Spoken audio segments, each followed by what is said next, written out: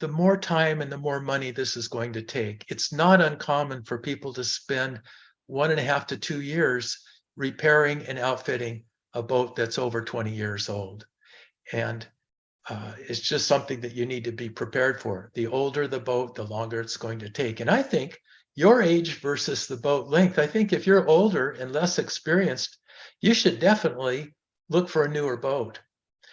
The shorter your timeline between purchase and when you want to cast off those lines and sail into the sunset, the more everything will cost, because the more you'll have to hire out versus being able to do yourself of the refit and the repairs.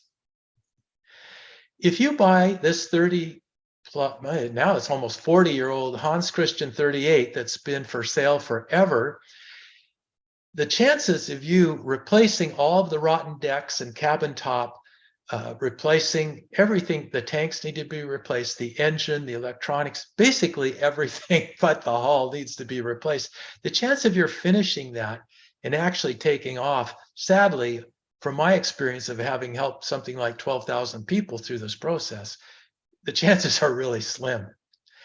Now, I'd like you to consider your overall cost of ownership, not just the boat purchase price. A lot of people get fixated on getting the boat for a really good deal, but I would like you to think about the big picture. And we're going to talk about this in Boat Buying 101, the cost of ownership. Let's say we buy that 30-year-old Hans Christian 38 or Tiana 37. We pay 50 grand, maybe even 30 grand for it. We're going to spend considerably more than that just repairing all the problems and deficiencies that the survey turned up. Then we're going to have to put the offshore gear on it. And then when we go to sell the boat, we will have burned up 3 years of time before we ever go cruising, just repairing all the rot in the boat. And the 3 years isn't a big deal if you're 25 years old. If you're 60 or 50 or 60 or maybe 65 years old, it's a big chunk of energy. Let's say we can find a 20-year-old boat that will do okay. And we're going to give you some examples in the seminar coming up. We pay $130 for the boat. We don't have to do any major outfitting. We put 30 grand, any major repairs, we put 30 grand into offshore gear, like maybe a hydrovane, more charging capacity. And then when we go to sell that boat, our cost of ownership is a fraction compared to the 30-year-old boat.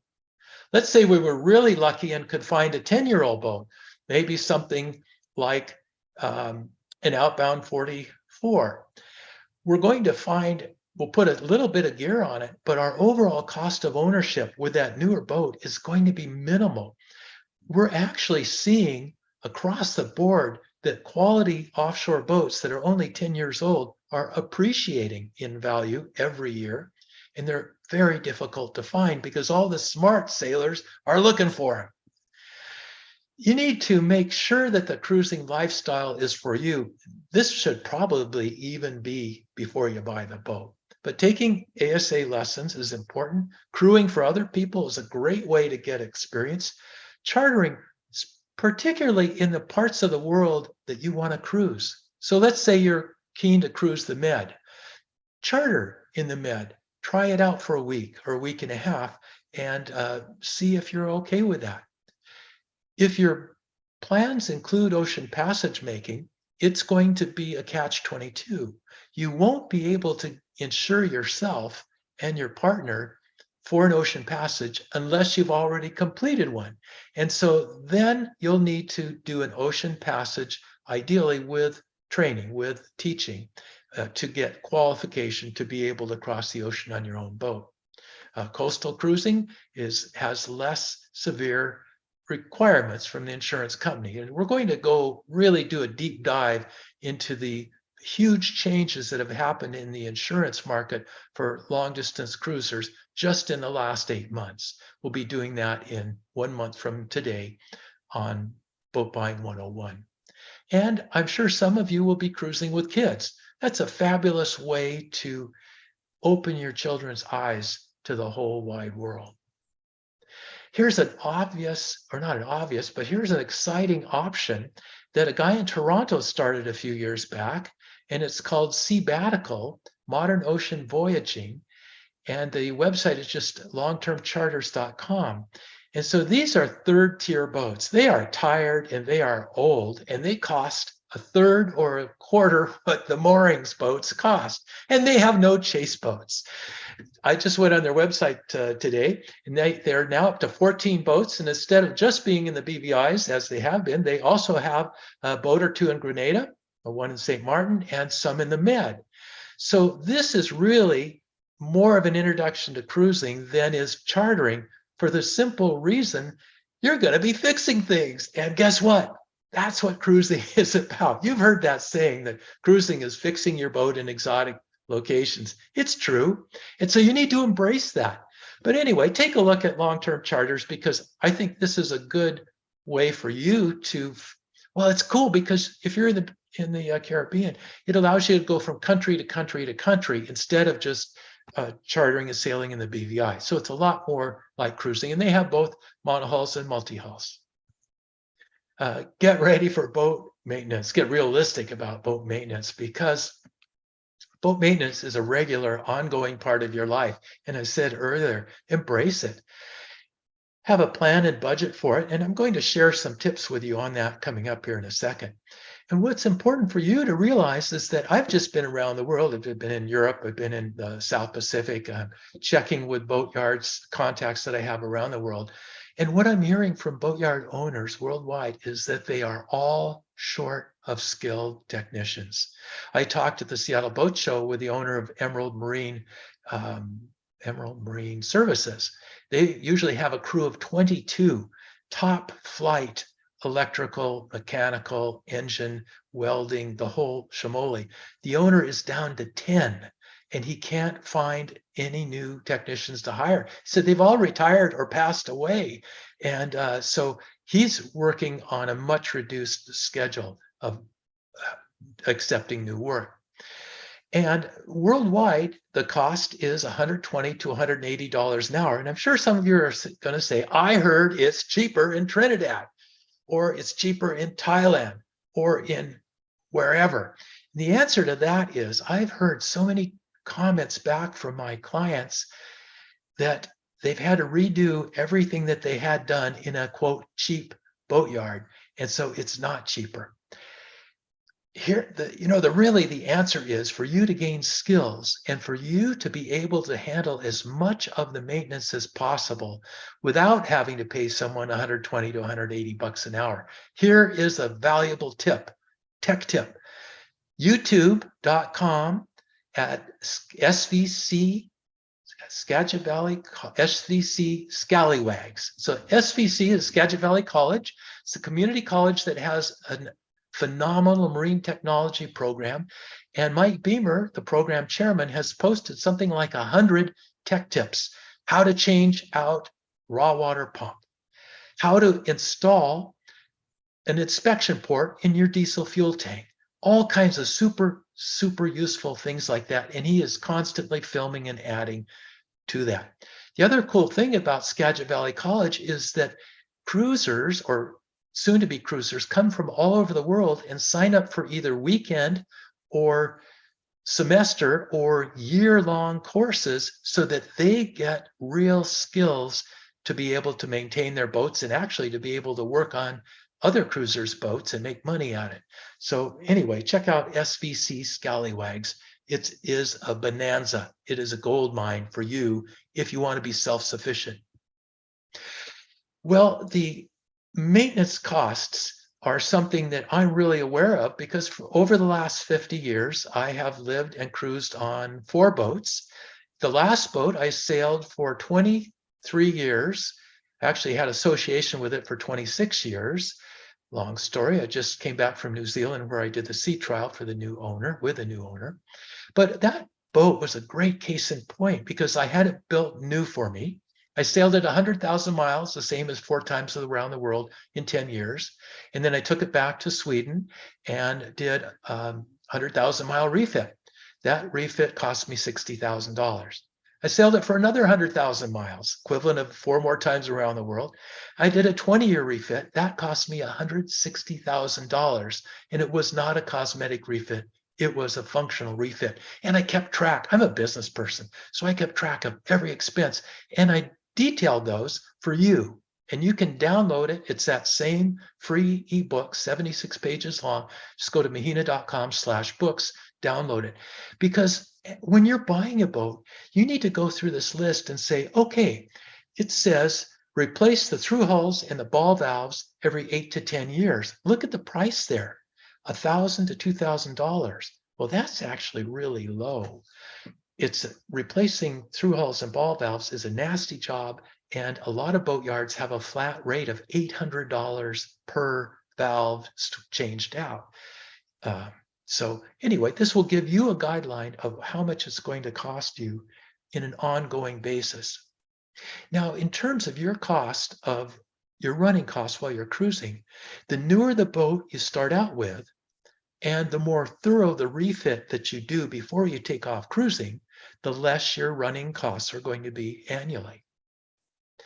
And engine and maintenance logs are really important. I'm a pilot. I have been for over 40 years. And so I admit it, OCD when it comes to maintenance, because I used to commute back and forth in the San Juan Islands from a tiny island to a bigger island in a single engine Cessna that I did the maintenance on.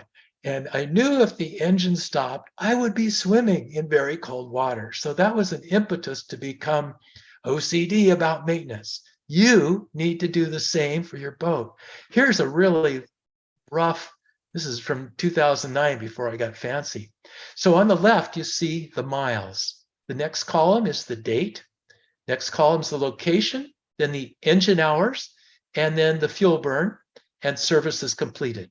Do you see those highlighted green items? The first one right in the middle of the page says replaced raw water pump, impeller, RW impeller. 3 blades were worn and the pump had 342 hours on it, or the impeller had 342 hours. Then you see down there, a few hundred hours later, I replaced the entire pump because the seal was dripping and they're no longer replaceable. And that pump had 2,273 hours. So what we're doing is just establishing lifetime of each component on the engine so that we don't wait until it fails and plugs up something or puts us at risk. We replace it before that. And so I'm going to give you a free template. And Roman has actually placed that, I think, on the landing page. The free template is for a really nifty, nice looking version of this that you can print out and fill in on your own boat. And number 4, I can't read that. I think it says seamanship. Yes. And posting a watch schedule. You know, even if it's just you and your boyfriend sailing, or you and your partner sailing, you need to know who is responsible and who's on watch at what time, so that when you're not on watch, you can sleep and you can rest. You don't want to both get tired at the same time and crash. And especially it becomes more important the more people you have on board. And so establishing a watch schedule so people know when they can sleep is a really important deal. I've single-handed a fair amount, 6,000 miles through the South Pacific, and I've learned for myself, and then I've read through the sleep studies that the Round the World racers had completed on themselves, that 20 minutes is the magic number for cat naps.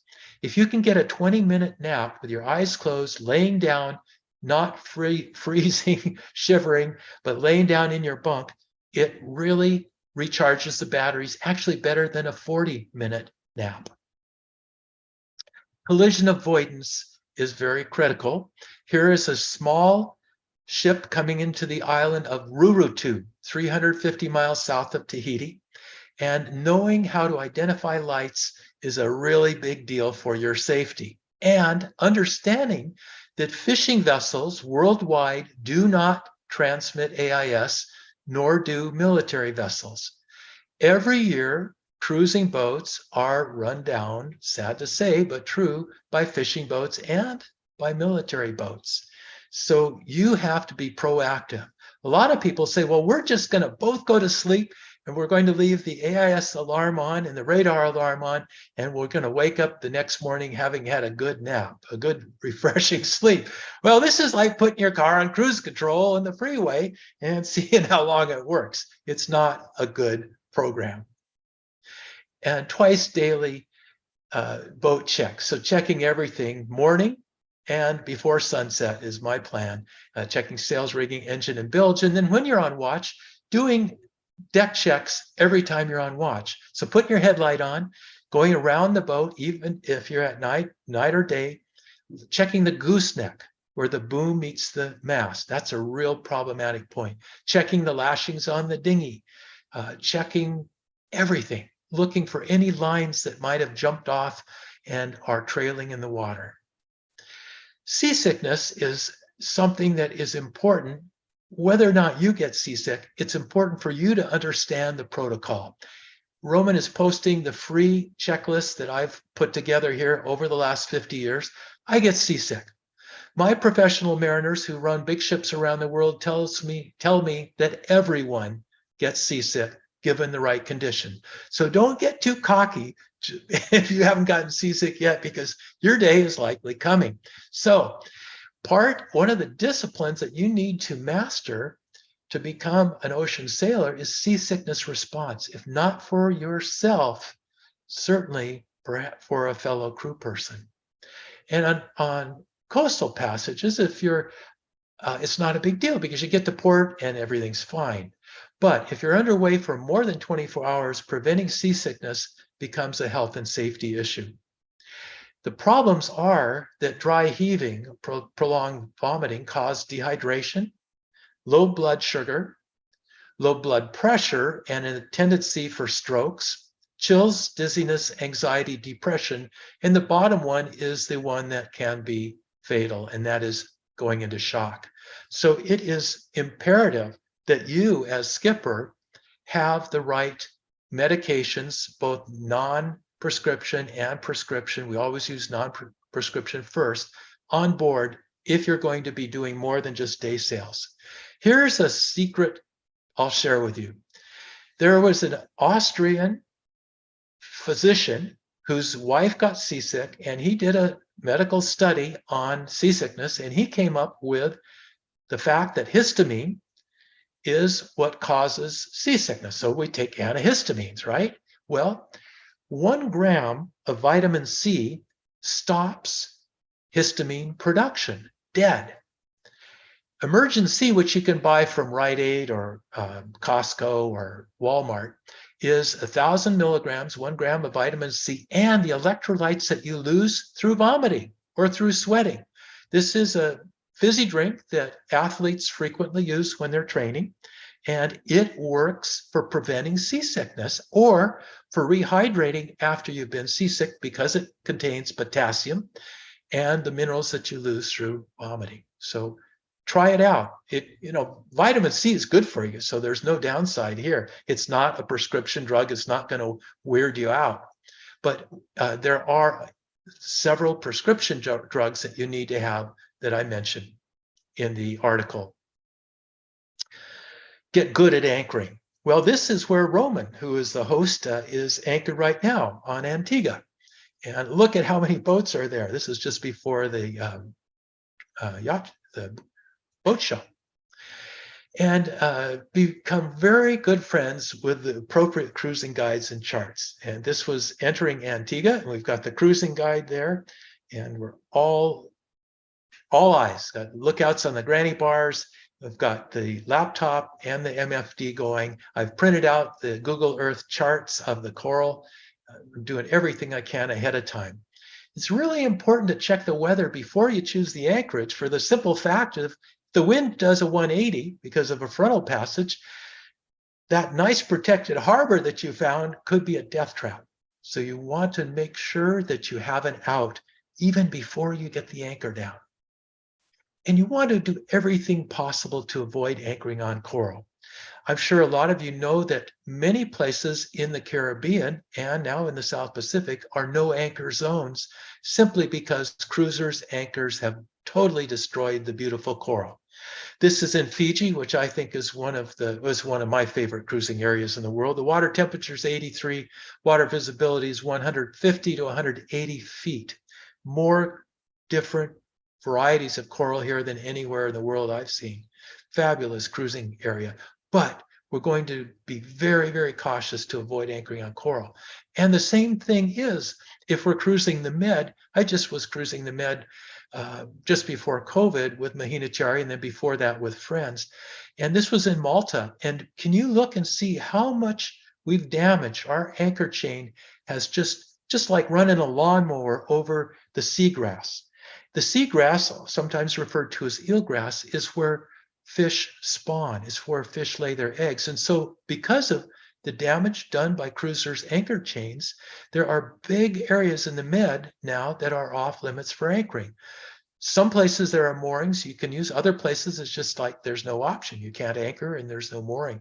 So we want to be really responsible cruisers. We don't want to degrade the natural environment by any means. We also want to keep in mind enough swinging room. Now the Beneteau 50 there is going to have a different rate of swing. It's going to swing more rapidly than the Hallberg Grassy, which has more underbody, more under the water. We want to have good communications for anchoring. We don't want to be a spectacle for all the other cruisers in the anchorage by yelling from the bow and then from the cockpit to each other. We want to have good hand signals and maybe even a headset. Marking the chain is an important, real important thing. I've seen people try painting, tying bits of leather and all kinds of things on. The best, I didn't invent this, but the best I found is Encore cable ties, colored cable ties. And you can buy these at West Marine. And I put a legend just inside the anchor locker door. So you just flop open the door, and you look there and you say, okay, 50 feet, one red. We've got 4 yellows there, so we've got 200 feet of chain out. We're going to talk about how much chain and give you some different anchoring tactics that you've never heard of in our anchoring seminar, which is coming up. That's the last one. That's August 15th. And I'm going to be doing that seminar from somewhere in the Gulf of Bothnia between Sweden and Finland. So that's going to be fun. I hope we have good internet there. I think diving on the anchor anytime you can is a brilliant idea. And actually getting used to swimming in the water, the sea, wherever you are, even in Alaska, even in colder areas, is a really important safety item. So I swim off the boat every day. People think I'm nuts, but it just means that it's not a shock if you accidentally fall in the water. But diving the anchor, or even if you're afraid of getting in the water, just put a mask on and look over the side of the water in the dinghy, put your head in the water. Or Davis Instruments, I don't know if they still have it, but they used to sell a bucket with a clear plastic bottom. So you could just hold that in the water over the side of the dinghy and see if your anchor was actually set. But we're going to go into great detail on that shortly. Oh, here it is, ASA Mahina webinar, Anchoring, Worldwide Anchoring Tactics, August 15th. This is again in Fiji, and pardon me for putting so many Fiji shots in, but it makes me smile when I see this crystal clear water. And look at how many boats are there. It's just jammed. Wow, crowded place. Well, anchor lights, you guys all have an anchor light on the top of your mast, which you use when you're anchoring. But have you ever thought about using a second life anchor light hung from your boom to increase your safety? Every year that I can remember, both in the Caribbean, in Mexico, and in the Pacific, there are cruising yachts that get T-boned by pongas, or local fishing boats, zooming through the anchorage after having several cervezas, not looking 70 feet up in the air where your anchor light is, and then running into the side of a cruising boat.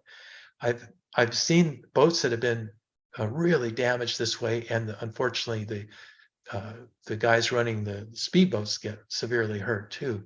Davis Anchor Light sells a little mini low power LED anchor light. It's just called Mega Light, and it's no longer in West Marine, but I found it today in Amazon. It's $49. I plug mine into a 12-volt light, 12-volt socket in the cockpit, and then just wrap it around the boom once, and it swings back and forth as the boom moves around. And I replaced the LED white bulb with a blue one. You can see this. I've measured it for 2 miles, and a blue light swinging back and forth. Nobody's going to miss that. And if you've had a few drinks and you're trying to find your boat in Jos Van Dyke off Foxy's, it's really easy to find the boat with the blue light if that's your boat. Let's talk about standing anchor watch. A lot of new cruisers say, well, why would you ever stand an anchor watch when you have an AIS, a GPS, and radar, all with anchor alarms? My answer is you need to have a person in the cockpit. If it's dicey enough that you think you need to set an anchor watch, you probably need to take turns sitting in the cockpit, keeping an eye on things. We have Frosty standing anchor watch here. We're in Spitsbergen, just 610 miles from the North Pole, very close to the edge of the ice pack where you can walk to the North Pole. And there we frequently stood anchor watches because of varying conditions. Learning coastal navigation. You know, that ASA 105 course. Don't neglect doing the homework when you take that course. It's really, really important. And practice coastal navigation. You see the logbook there with the latitude and longitude and the chart number? This is the backside of the second page that I gave you, or that Roman's posted for you to download to build your own logbook. And well, here it is, and the free template you can download. And so Weems and Plath, based in Annapolis, used to have brilliant logbooks. I've probably filled up, I'm thinking 30 of them. I've saved them all, but they stopped printing them. They stopped producing them about 15 years ago, and that's why I make my own. So I just print these off, and then I go to FedEx office and get them comb bound. And they need to be, actually, they're supposed to be numbered, and they're supposed to be done in pen. The logbook is a legal document. If you're a U.S. documented vessel, you have to have a logbook. And you'll be surprised, quite a few places around the world, when you go to clear into customs, the first thing the customs officer may ask for is your ship's log and your chart to show that you haven't stopped illegally before you've first touched at the port of entry. So you want to have a logbook that is readable and ready to go for customs when you are entering a new country. Here's the backside of the page, and this is where I put the name of the waypoint, the course, the distance, and the latitude and longitude and chart number. And then up in the corner there, you see the tides. So this is a real simple, foolproof way of coastal navigation. I think that having an MFD under the Dodger, not on the binnacle, not at the wheel, but under the Dodger where it's protected from the elements, where it will last twice as long, but still one large enough to view from the helm, is a great idea. You know, the reason for not having it at the helm, besides just the environmental exposure, is that if you're crossing the ocean, very rarely will you be steering the boat. Usually the autopilot or the hydrovane or monitor are steering the boat, and you're getting some protection from the Dodger, protection from the sun. And so having the MFD under the Dodger is great, because then you can see it easily. You don't have to go back behind the wheel to view it or to enter new waypoints in. And I'm partly from the flying background, but partly just from reality. I am paranoid about navigation, about running into things. And so I'm always running 2 different platforms, actually 3, but I won't go into that. So on the Raymarine MFD, I'm running Navionics in the cockpit and down below at the chart table. And then on my laptop, or maybe on your iPad, I'm running Rose Point Coastal Explorer, which is a very, very simple, super sturdy, never crashes electronic charting system. So I have 2 completely different GPS feeds, 2 completely different charting softwares, and 2 different navigation platforms. And what I found is that one or the other of these 2 formats has completely missed islands. Totally. They're not on there at all. If you don't believe me, look up Sava Ra, 110 miles south of Fiji. Doesn't show up on one or the other, but it shows up on one but not on the other. And so this is just kind of a backup if you're navigating in tricky areas. If you're just navigating in North America or first world countries in Europe, in the Med, very unlikely that you're going to have this. But if you're getting off the beaten path in the Caribbean, in the Pacific, in third world fun cruising places, it's not a bad idea. And I know that some of you will use open CPN if you have too much time in your hands. I mean, you have a lot of time in your hands. That's great, but I'm just not taking it quite to that level. I'm kind of old fashioned in that I love paper charts, and I have paper charts for everywhere in the world I sail. This is a French chart, and I usually try and get charts of the country that I'm cruising in. I realize that getting charts is going to, in the future, be a little more difficult. This is a French chart of Rangiroa, the largest coral atoll in the world. This atoll is more than 60 miles long and 30 miles across. So you can actually anchor in the middle of it and you can't see land or palm trees in any direction. It's amazing. It's like anchoring inside a tropical fish tank. It's very, very cool. I first sailed here in 1975 and it just blew my mind. Well, smartphone apps, Navionics chart on your smartphone are absolutely brilliant. I highly recommend. Probably all of you have already done that, but have you also downloaded Marine Traffic app? I use this for traffic. It's just a great way to see what the ship that you're looking at is in a minute. Just pop out your phone and see. I think that not only heeding local knowledge, but seeking, going after local knowledge is a big deal. This was few years back, was my first visit to Shetland. Now, the Shetland Islands are straight west of Bergen, Norway. They're a day and a half sail. They used to belong to Norway, but they were given to Great Britain as part of a mix-up over a dowry. It's a very bizarre story, but fabulous cruising ground that nobody goes to. Hardly anyone goes there. Well, this was the first time I visited there. And not long after we anchored, 110-year-old 65-foot gaff rig wooden sail training ship came in and anchored next to us. It took me about 2 seconds to get over there in the dinghy and ask the skipper, who was actually an oil tanker captain who did this on the side because he loved teaching navigation. I said, would you mind if I brought my charts over to have you mark them, because I've heard about this boat and this program? And he said, oh, not at all. I said, well, would you mind if I brought my 6 students over? And he said, oh, heck no. If you don't mind if I have my 8 students listen in on our chart talk. So we had a great time. We had a chart party. You can see one of the English students there with her working on her plotting sheet. So he showed us all the great anchorages, and he said, okay, you got to be really careful about the tide here. We have 8 knots of tide running through here, and you'll never be able to go against it. And so we just went through the whole group of islands in an hour. It was brilliant. So I encourage you, when you get to a new area, talk with commercial mariners, talk with fishermen, talk with tugboat captains, talk with other cruisers, and take your chart and just learn everything you can. Glean as much information from the people with experience. It's fun too, and you get to know people. Well, also do your research before you get to a place. A lot of cruisers don't really do that, but I found that it's really worthwhile doing.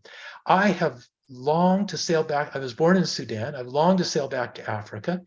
And it took me about 60 years to do it, but I made it just before COVID.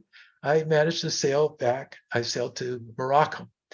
And I had several of my students who had sailed here and told me about this. I read about this in Seven Seas Cruising Association bulletins. Marina Smyr, brand new marina, built next to the Moroccan King's Summer Palace. No problems with security.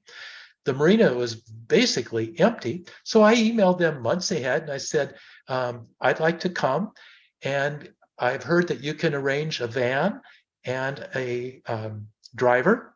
And I'd like to go up into the Atlas Mountains to the Sacred Blue City.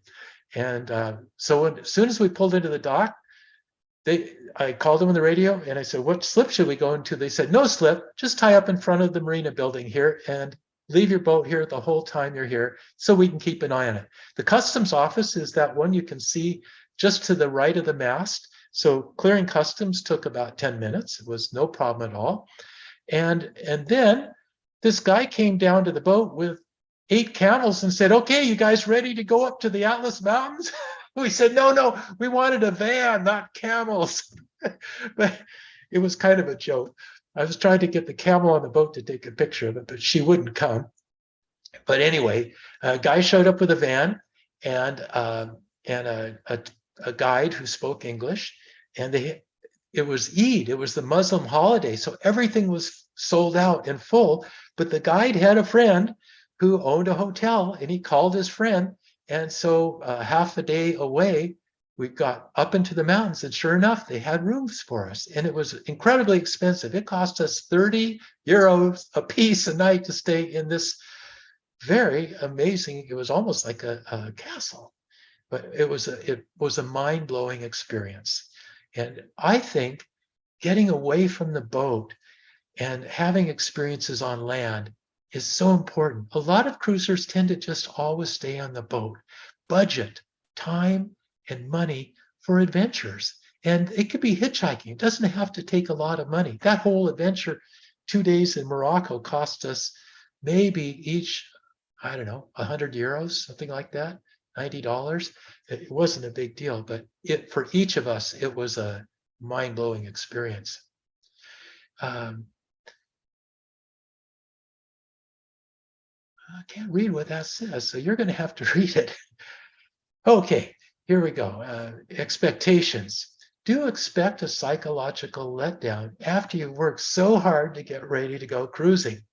This is Julie Capelli in the galley of her, new to her, Malo 39. This is her taking classes at Skagit Valley College, learning how to fix outboard motors. Do expect chores to take twice as long and cost more than you expect them to. Do expect boat maintenance to be ongoing, never ending. Don't expect to love every single day of cruising, and don't expect to look your best, especially not after you've been in the engine room in the tropics and you're all sweaty. Highlights of cruising. Well, for me, one of the highlights is Mopilia, this tiny coral atoll, 110 miles overnight sail west of Bora Bora, which is about 250 miles west of Tahiti. This island has 2 families on it, has no government. It has no radio, no check-in, no passport control.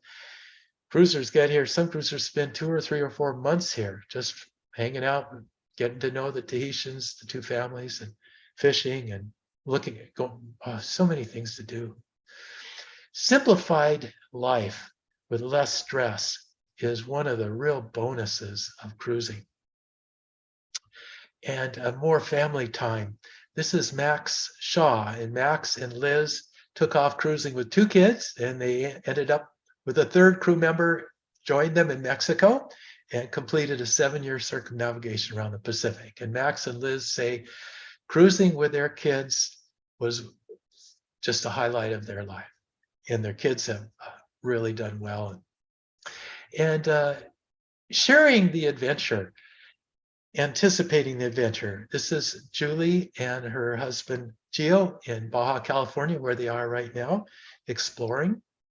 Learning new skills is definitely part of cruising. And you know, doesn't matter when you're 30, but when you're 50 or 60, learning new skills keeps you sharp, keeps the old noggin activated, and it's good. And having time for your own projects. Beth Cooper is an avid quilter. And so not only did she have time to do quilting on board her Saga 43 as they cruised through the Pacific to New Zealand, she also spent a lot of time getting to know local textile artists and spending time with women who were also involved in fabric art. Make mastering sailing your goal. The more skills you have, the easier and the safer everything is. Becoming a competent sailor should be your goal. Understanding that sailing, emergency procedures, developing and mastering those, completing at least one, at minimum 7-day live aboard training course where you're on the boat 24 hours a day. Becoming a competent swimmer and snorkeler is very important because you need to be able to jump in the water in a heartbeat with a mask on and free a line from your prop. Oh, maybe you'll never run over a line I certainly have. Maybe you'll never get your anchor chain wrapped around a coral head where you simply can't get it off, where you need to go down physically with gloves on and unwind it. But I certainly have. Building up safety ethos. Establishing crew responsibilities. We talked a little about that with watches, but we also need to have shared chores and duty so everyone knows when it's their day to clean the heads. We want to create a comfortable, functional, and safe home afloat because the boat is our home. It's not just a weekend deal. We want to make the boat easy for all crew members to handle. This might mean installing new, better, more powerful sail handling equipment, winches, blocks that have less friction in them, better reefing systems. These are all important things. Working toward competent and confident single handing. This is important because when your partner's asleep, you're single handing. I think we're going to stop now and ask Lisa Bachelor Fraley if there are any questions and answer those questions. Lisa, any questions pop up yet? Hi, John. A couple things have come in. Most of them you've answered actually in the presentation, and a lot of them were about audio quality, which I don't know if we can can put in chat if they're still having difficulties with that one. One of the questions was about what electronic charts do you prefer? Okay, and personally used?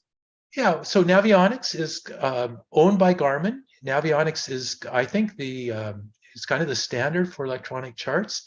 And then I like to have a backup. And CMAP, I think, is also owned by Garmin now. CMAP is another different charting platform. So between those two, what about you, Lisa? What do you and Andy, do you have preferences? I use Navionics on my iPad and also sometimes NV. NV, particularly in the Caribbean and the Mediterranean, and they have good paper atlases as well. And I also like paper charts. Oh, you must be a navigator. How about that? Yeah. Well, okay. Audio, getting good stuff about audio is good. So I've just moved my laptop closer to me, so hopefully there'll be better audio now. Do you notice any here's difference? A couple more. Okay. I don't, but it's been clear for me the whole time. So that's, but I'm getting a lot of responses that it's good. So here's a couple specific questions. Is there an anchor alarm that you might recommend? Not specifically.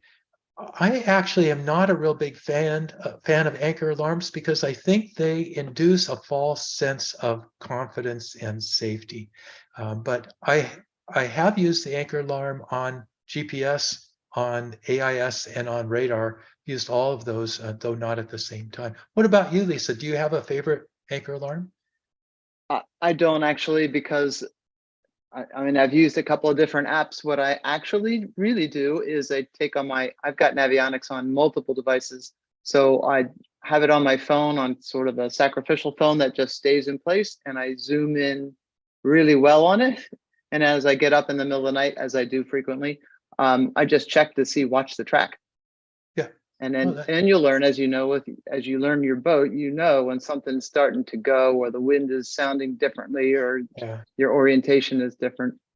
You know, the orientation is different is something that we're going to talk about in the anchoring tactics seminar. How you know if you're dragging unequivocally, and we'll get into that. Any other questions?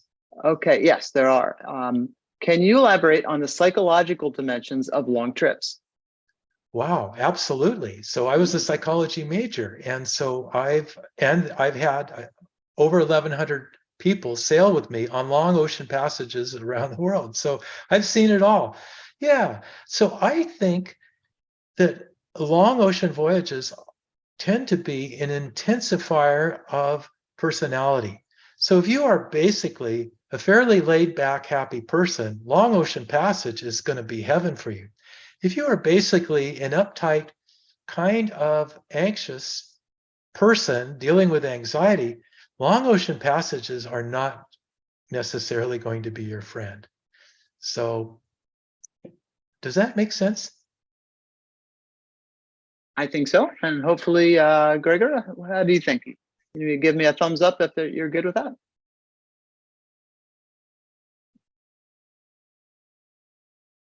Okay, not seeing that one come in. So questions about favorite anchors and how much chain. I think that's still coming up. I don't want to give Oh, that's away going to the be, don't want to give away the yeah, goodies, but I yeah, will no say, spoiler alerts. no spoiler alert, but I will say there is an anchor. So a guy in the Northwest in Paulsbo, Washington, a very small Norwegian fishing town, did quite an exhaustive survey of 40 different anchors. I don't know how he ever purchased or borrowed so many different anchors, but the results were published in 48 Degrees North magazine, and they were quite astounding. And the top anchors weren't necessarily what you think they would be. So it's we'll spill the beans during the anchor seminar, the anchor tactics seminar, which is August 15th. Okay. Anchoring is a hot topic right now, too. So another question is, Okay. how often do you anchor and leave the boat without somebody actually on board?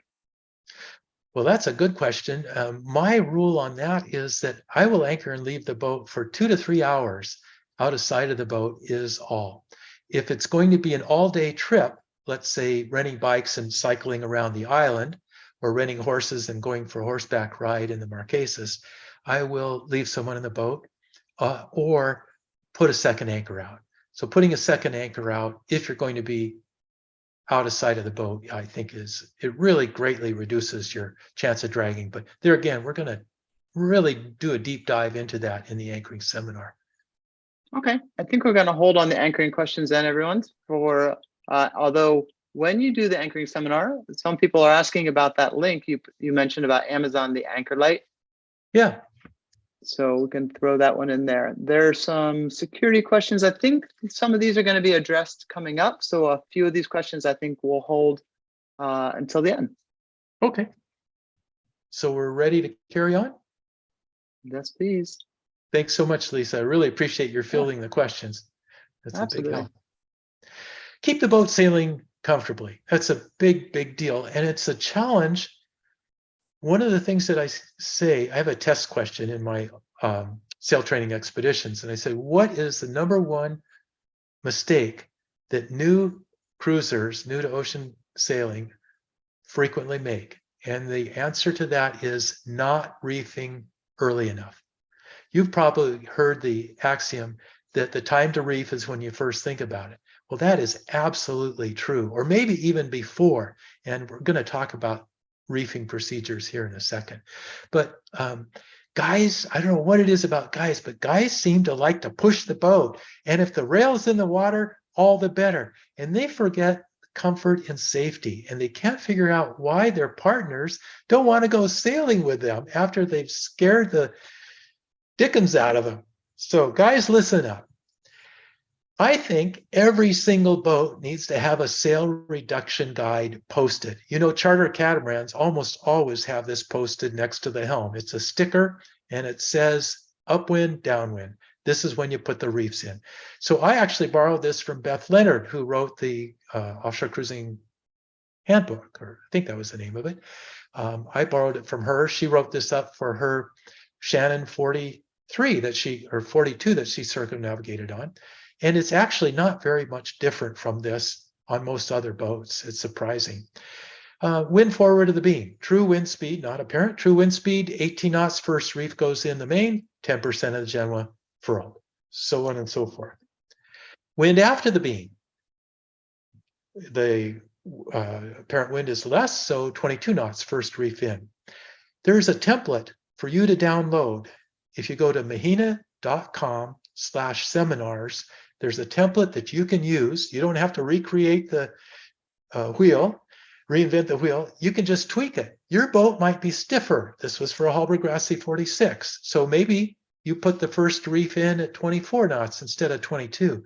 But if anything, always err on the side of caution until you're an experienced sailor. You'll find that the rigging, the sails, and the crew last longer if you sail conservatively. Don't forget that. That is a key takeaway to this seminar. Sail conservatively. Don't push the boat. The way that I just sold my boat with 230,000 miles on it. That's the same as 9 times around the world. The boat looks great. It's surveyed great, but I haven't pushed it. Sometimes we had it up to 15 knots, but on a normal basis, I kind of treat it, kind of baby it. Like to go fast. We had lots of 200-mile days, but I don't overstress the rig or the sails. Here's something that you can have your sailmaker do, or you can do yourself if you get a sailrite machine, and that is put reflective stripes on the foot of your Genoa every 10%. This makes it a no-brainer for, remember we said first reef in the main, 10% of the Genoa rolled up. So having these reflector stripes makes it super easy to know when you've reduced 10, 20, and 30% of the head sail. After 30%, we then put on the cutter stay and use a hank-on storm staysail instead of the furling Genoa. It brings the center of effort lower, makes the boat heel less, and drive better forward. So reflective stripes on the foot of the Genoa every 10%. I think that printing up and laminating the reefing procedures and having them in your logbook pouch in the cockpit is a really good safety idea. Every boat has a little different program for reefing the mainsail. Oh, did you catch the typo there? Reefing the mainsail. I'm going to have to fix that tonight. Reefing the mainsail. So write it all down so that if you have friends or family sailing with you, they're going to want to help you. And if you can just go step by step, it makes it easy. You know, I'm borrowing this from flying. In flying, we have checklists for everything. We have a checklist before we start the engine. We have a checklist after we start the engine. We have a checklist before we rotate, before we start rolling down the runway. And so if you establish checklists, it's great. It's really great for emergencies because then you don't have to try and think. You just pull out the checklist and say, okay, we're going to put a reef in the main. We need to release the bang, tighten the topping lift. We need to ease the halyard, pulling down the luff and the reef lines at the same time. Your boat is going to be different than this, possibly, probably. But having a procedure and having that template, download it, mahina.com/seminars, go to the bottom of that page. And there's a whole list. There's like 15 different templates for you to download for safety on your own boat. And on Mahina Tiari, or on the charter boats that I use around the world for expeditions, we have reefing contests with a stopwatch. Who can put a reef in under 3 minutes by themselves? That's a really good idea. This is on the Roaring 40s. We're headed to Cape Horn in this picture.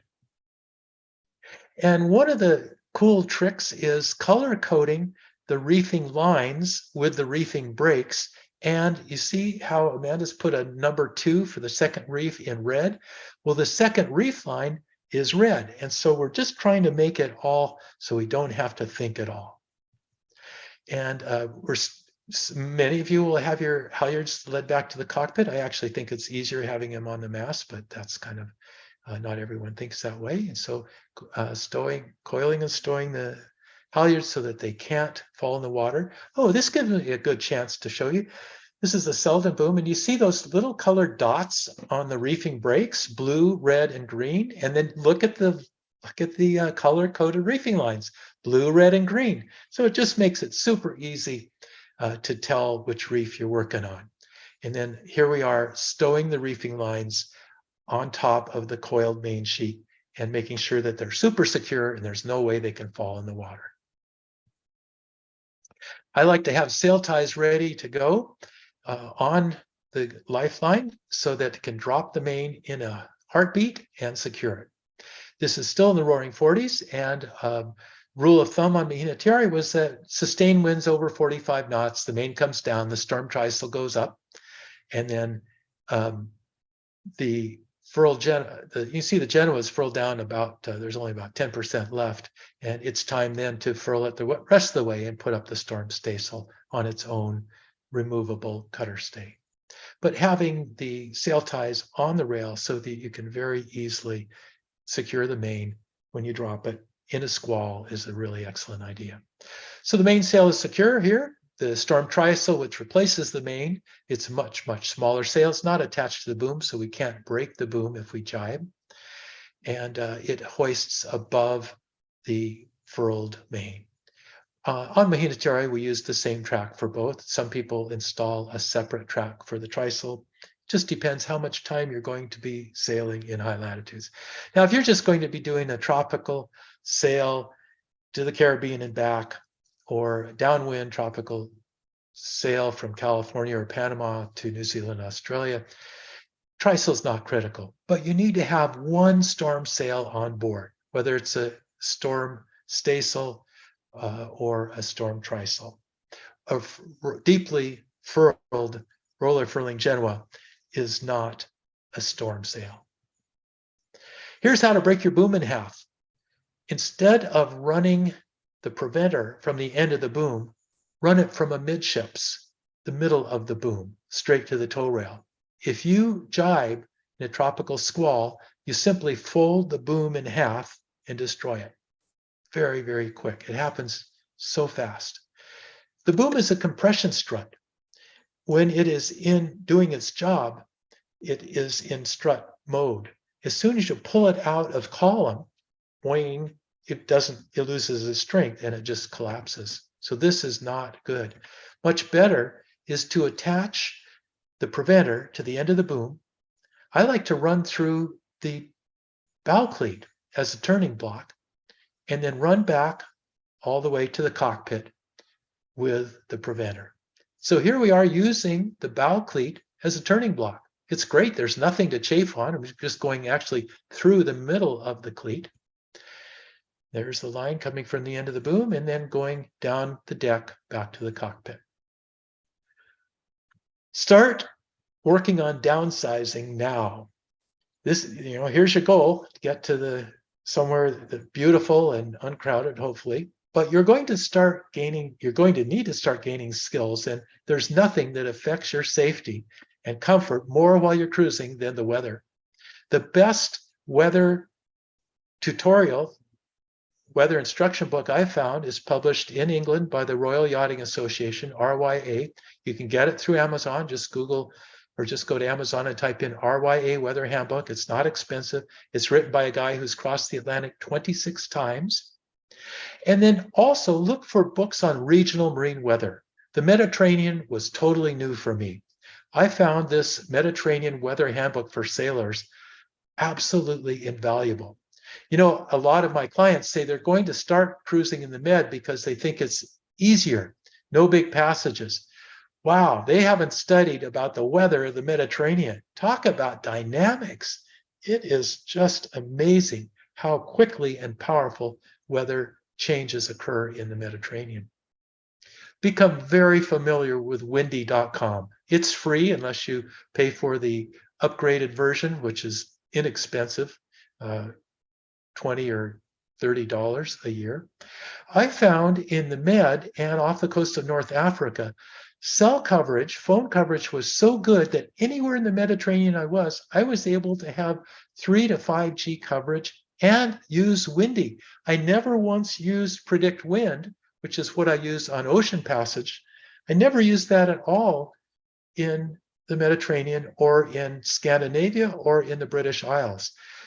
Predict wind is the gold standard for long-range forecasting. It's a group of ex-America's Cup and Volvo Ocean Race cruisers in New Zealand who own this and founded it, and it's just brilliant. And they keep improving it all the time. The forecasters that I work with and that I hire tell me that their capabilities for forecasting have increased more than tenfold in accuracy in the last 10 years because of the newest supercomputers and the new satellites. And so, it used to be that every year or so, we'd get thumped with 55 or 60 knots of wind. I just calculated the other day, I have sailed 110,000 miles, which is the same as 4 times around the world, without once having sustained wind. Sustained means over 4 or 5 hours, over 35 knots. Forecasting is so much better. If you buy a boat that has good speed capability. I don't mean 250 miles a day, but I don't mean 120 miles a day either. And if you monitor the weather diligently, you are going to be amazed at how few times you have storm conditions. The information is there. In many cases, it's free, or like predict when, it's inexpensive. It's just up to you to use it. Chris Parker is beloved by thousands of cruisers in the Atlantic Basin and Caribbean. His Marine Weather Center and his book, Coastal and Offshore Weather, an Essential Handbook, are amazing. This guy fields calls, iridium satellite calls at 2 o'clock in the morning from cruisers who are getting the stuffing knocked out of them in the Gulf Stream. And since he's a cruiser, he will talk them through it, calm them down, and say, okay, this is what you have to do. He's just a phenomenal guy. I've never met him, but boy, does he ever have a good reputation. Look at his website. It's just Marine Weather Center, mwxc.com. Look at that. And if you're going to the Caribbean or Atlantic, subscribe, support his services. Well, simplifying and download. How many of you have garages that look like this where there's no room for your car?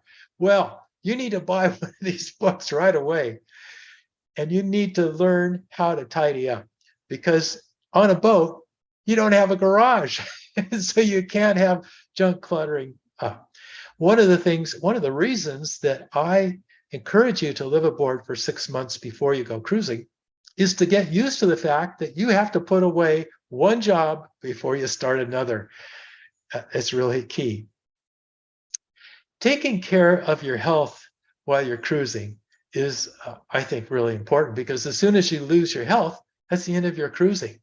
Where to start? Well, here's a book that a friend of mine gave me when I turned, I think it was 50 or 60, I don't remember, but I'm turning 70 in a few days. Younger next year, live strong, fit, and sexy until you're 80 and beyond. Guys and girls, there's a woman's version of this. Buy these books. It works. It totally works. Start putting your health and your fitness as a high priority in your life. I started doing yoga decades ago because I was getting creaky and it was hard to get into small spaces on the boat. I have found that around the world, there are cruisers doing free yoga classes and stretching classes and strength classes for other cruisers. This is in Fiji on an uninhabited little island. And this woman, this Australian woman, teaches yoga. Her husband owns auto body shops. He's a tough beer drinking, tattooed Australian surfer, but he gets down there with his bum up in the air doing downward dog with his wife teaching. And he said, it's made a huge difference in my life of how flexible and how little pain I have. And so I have a paper, which you're welcome to download. It's called Fit and Balanced for Life. I am no guru, but I also know that there are things you can do that will enable you to cruise and be healthy and be happy and be fit longer. And that's what it's all about. And it's at mahina.com/seminars, and just download Fit and Balanced for Life. So sharing the adventure. When you get to somewhere special, what a great thing to invite your grandkids, if you have grandkids, or your children, or your friends, or people that you've sailed with from the yacht club who maybe have never sailed further away than a day or two. Invite them to join you. This is in Svalbard, just south of the polar ice cap above Russia. And this was a third visit over a period of 20 years that I made there. And it seems because of the ice retreating, every year it's harder and harder to find polar bears. Well, we looked for a week and a half. We found polar bear tracks and tobogganing marks, but we couldn't find any polar bears.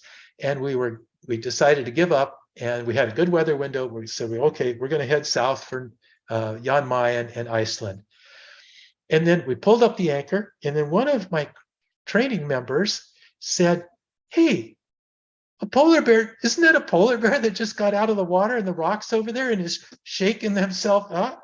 And we got the binoculars, and yeah, it is. And so I said, well, let's re-anchor. And they said, no, look, the polar bear, he's running. let's keep moving. And so I said, well, let's launch the dinghy and then we can go along and watch him. And so we got the dinghy up, launched it, got the motor on, and then I looked for the fuel line, no gas line, no fuel line for the outboard. And I thought, oh, shoot. Last time we hoisted the dinghy in such a hurry because we heard about polar bears, I must have left it in the bottom of the dinghy. And when we hoisted it on deck, it must have fallen in the water. It must be at the bottom of Magdalena Bay, 50 miles south of here.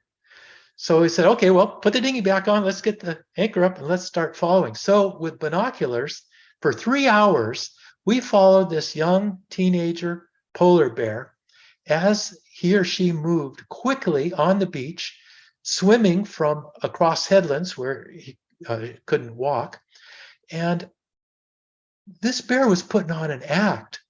He would go for maybe 5 minutes and he'd turn and toboggan down a hill or roll down a hill. And then he'd turn and look at us and it's like, you see me? You see me now? And he kept doing this for 3 hours. And it was amazing. We were using a 230 millimeter telephoto lens. We were offshore taking pictures. So we weren't in his space by any means, but we enjoyed it. And I knew that there was a small expedition ship with scientists and guests aboard in the next bay because I'd seen their AIS signal. So I called them up on VHF and I said, hey, have you guys seen any polar bears? And the cruise director came on radio and said, no, we're really bummed. Our guests have been on board a week. We haven't seen a single polar bear, and we're heading back to Longyearbyen because everyone's going to fly home. And I said, do you see our AIS signal? And they say, yeah, you're Mahina. Yeah, we see you. And I said, get your anchor up and get over here as quick as you can. And they said, why? And I said, don't ask questions, just get here. And they said, okay, we will. We'll be underway immediately. And I said, by the way, I was wondering, is there any chance you might have an extra fuel line for a Yamaha outboard motor? And they said, just a second, I'll ask the bosun. They came back and they said, yeah, actually, we've got several extras. And if you need one, you're welcome to it. And we said, well, thank you very much. Well, within about 20 minutes, we saw the little expedition ship come over the horizon. They had only about 90 guests and a few scientists on board. The cruise director there, the woman, Norwegian woman, handing me the fuel line, she said, well, I'm glad if I can help you because you've sure helped us. And she said, actually, if you guys ever see us in port, you and your students are all welcome to come aboard for drinks and dinner because we are deeply indebted to you. And I said, okay, well, we're clearing out now so that we won't be in the sight line of your guests taking pictures. And they launched 3 great big Zodiacs with 20 people each and headed in cautiously and safely to take pictures of the polar bears. And so it was quite an experience. I'm so glad that we could share it. So the most important thing of all, I think, is to think of cruising, the analogy of going cruising. Think of a carousel. Think of when you were a kid and you went to the fair and there was a carousel and there's the painted ponies going up and down and spinning around. Think of that. And then think of cruising as stepping off the painted pony, which is going faster and faster around and around. Stepping off the painted pony into your own life, into a life of exploration, of adventure, of friendships, of new cultures, new friends with other cruisers, self-sufficiency, self-responsibility, but mostly of adventure. That's what it's about. So once you get your boat, don't get so bogged down on outfitting it that you forget to sail it, because that's the joy. Sailing the boat, where the boat's moving. This is Teresa. Teresa was a young single girl, and she got this North Sea 27, and she went sailing, and now she and her husband have a Norseman 447 they do sail training on. But don't forget to sail your boat. That's the joy. If I can help you finding a boat, I don't sell boats, I don't take commissions from anyone. If I can help you find a boat to go sailing on, there's a $100 discount for ASA members. If I can help you with an onboard sail training expedition in Scotland, going around Vancouver Island or in New Zealand, there's a 50% discount for ASA students or members on certain legs in Scotland.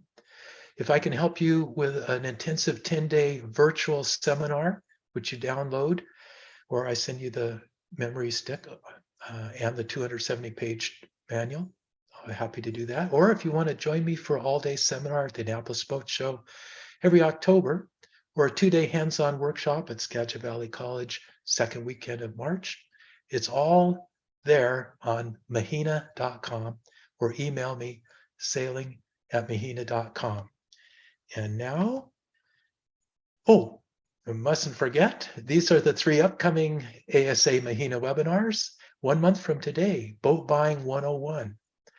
And I'm going to spend a lot of days totally upgrading and changing this seminar, making it better. Shorthanded sailing techniques, June 13th, and worldwide anchoring tactics from Finland on August 15th. Lisa, time for questions. Wow, the floodgates have opened. Thanks. That Oh, was good. really great. Yeah. Great. Okay. First, I'd just like to let people know again that you will get a link in your email if you've registered for this, if you're here tonight. And so you will have access to the recording of this.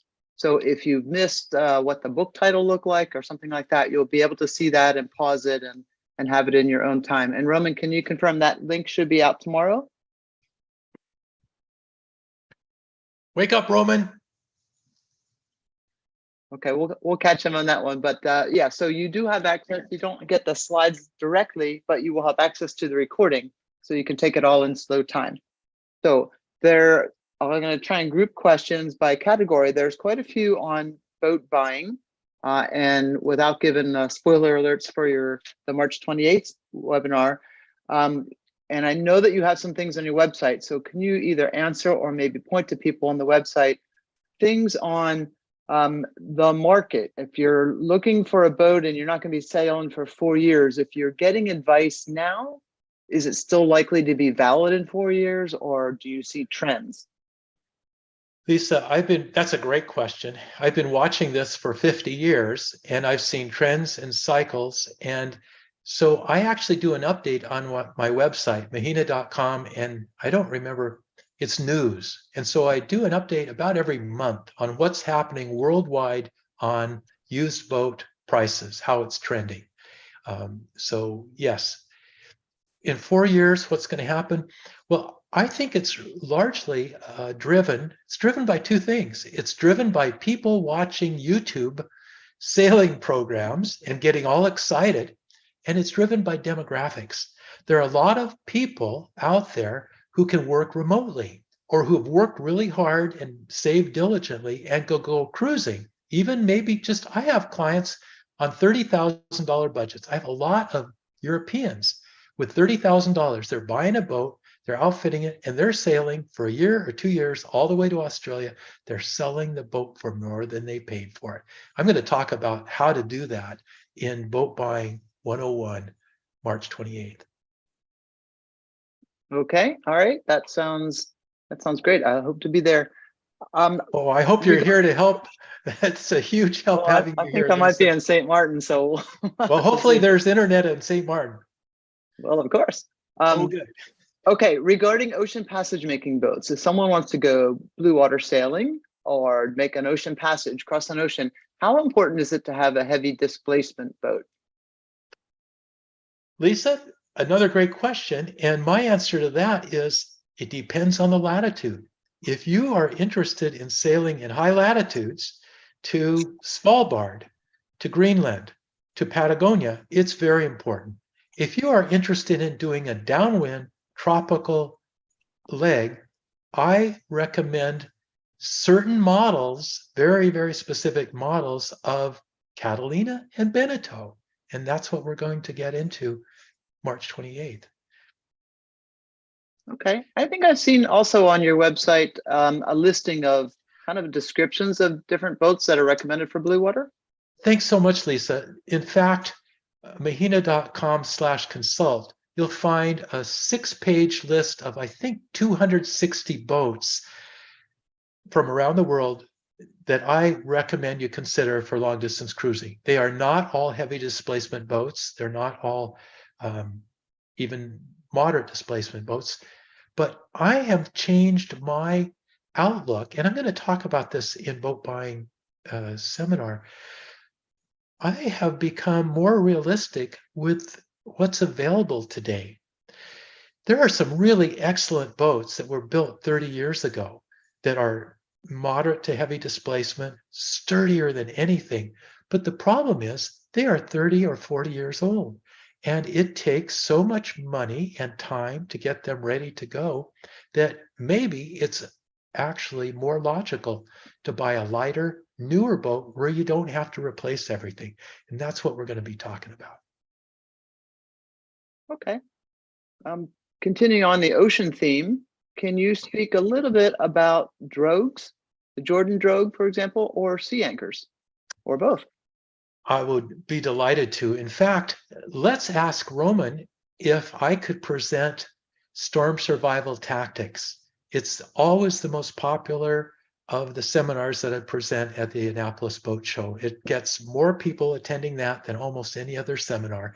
And I've written a whole separate book for that seminar. And I would like to address it more than just in a cursory off the cuff manner, but I'll do the cursory manner now. I have used drogues. I've used sea anchors. I've carried 2 drogues for hundreds of thousands of miles. I have used drogues on my 27 and 31 foot boat, not dedicated drogues. I've used a tire. I've used a teardrop orange fishing float fender. But I've used a parachute sea anchor, but I've never used sea anchor or drogues on any boat larger than 31 feet, even sailing 6 times around Cape Horn, crossing the Drake Passage, North Sea, high latitude, roaring 40s, never needed it.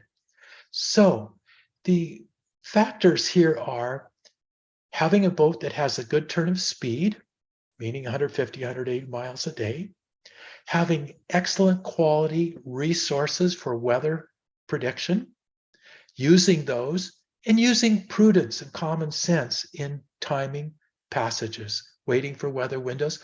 And I will gladly and heartily admit to using private commercial weather routers like Commander's Weather and Chris Parker. So by using these, I haven't had any reason to need drogues or sea anchors for hundreds of thousands of miles, hundreds and hundreds of thousands of miles. So so much depends on the type of boat and on your skills. But when I talk with, I'd actually like to ask you, Lisa, you and Andy, this same question.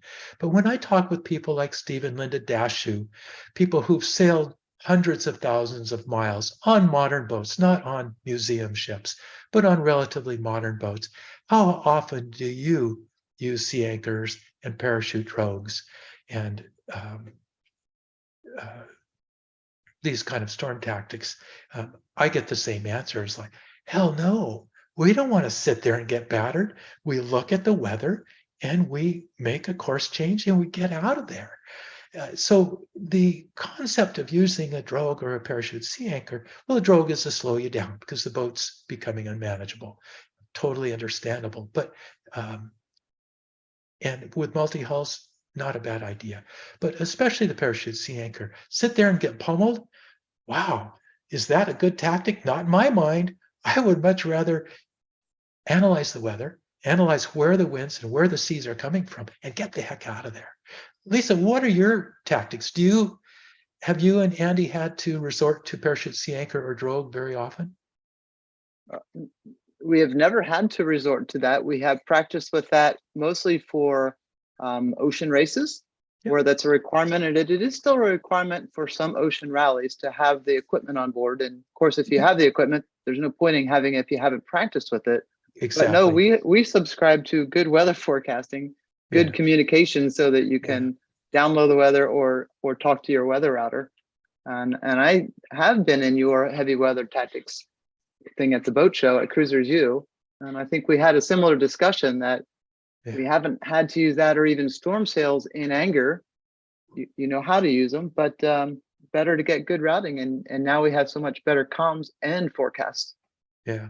Lisa, there's really been a quantum shift in the quality of yacht design and the capabilities of the yachts that the majority of people are going cruising on, and the quality of forecasting. And so there are some people who are keen to use improved methods, and you and Andy are obviously among that group, as I am. And there are other people who are kind of happy to be back in the dark ages where you sit there and get pummeled, and that's okay for them. But I'd much rather be avoid and be in port and be in relaxing. Any other questions? Yeah, sure are. And there's quite a few regarding the heavy weather. So I think Okay. having that heavy weather seminar is going to be a really good idea to put on. Yeah. And I think you've got some stuff already on your website, and you have a whole book on it too. So that's good with that. There's also quite a few questions about insurance. And I know, Roman, if you're in here, you can remind me of the date. I know there's an insurance webinar that's scheduled with Ahoy Insurance and the Hild Group. But I will just mention kind of the questions are, do you have any tips on getting insurance if you're going full-time live aboard cruising? Because Absolutely. A lot of people, as we know now, I mean, a lot of insurance companies are making it quite difficult and requiring a lot more experience and licensing than used to be. Yeah, and Lisa, actually, the majority of the companies that used to insure cruisers for long distance cruising are out of that market completely. And so we're down to just a handful of insurers. Several of those are what I call third tier underwriters, using third tier underwriters, where if you get a payoff, you're lucky. And so we have very few options. And I'm surprised, but I am talking with multiple clients who are taking off on $1 million boats with liability only insurance. And that just frightens me to death, because I don't know about you, but for me, the boat is the sum total of my earnings, and I don't have a safety net, or didn't have a safety net when I owned Mahina Tiari. And so that's really scary. So I work with agents around the world, and I just ask them a lot of questions. And I get one of the largest parts of my boat purchase consultation is providing entrees, providing introductions, and helping my clients obtain insurance. And so I've learned to listen a lot.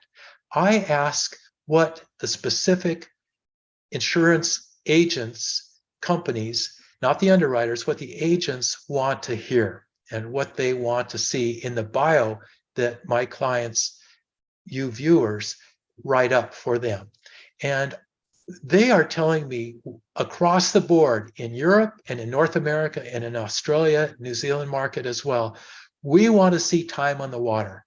They say classes are great, certifications are great, but we really want to see time on the water. They want to see 3 years of ownership in a boat, a similar type, meaning mono or multi, within 10 to 12 feet of size, 3 years. Well, that's kind of a deal breaker for a lot of people, unless they have a long-term outlook, where they're planning on buying, sometimes buying a smaller boat, maybe buy a Catalina 36 and sail that locally, get a lot of practice on that, because then that will make you insurable. But the workaround that I have found is, if you agree, not only agree, but if you say that you are planning on hiring a licensed, certified instructor to sail with you extensively and to provide a checklist to the insurance broker and underwriter, this is a way around that. And so I have 3 couples, including you and Andy, around the world who will do this, who will go on board a new sailor's boat for intensive week or 2 weeks, whatever it takes, of intensive instruction on your own boat.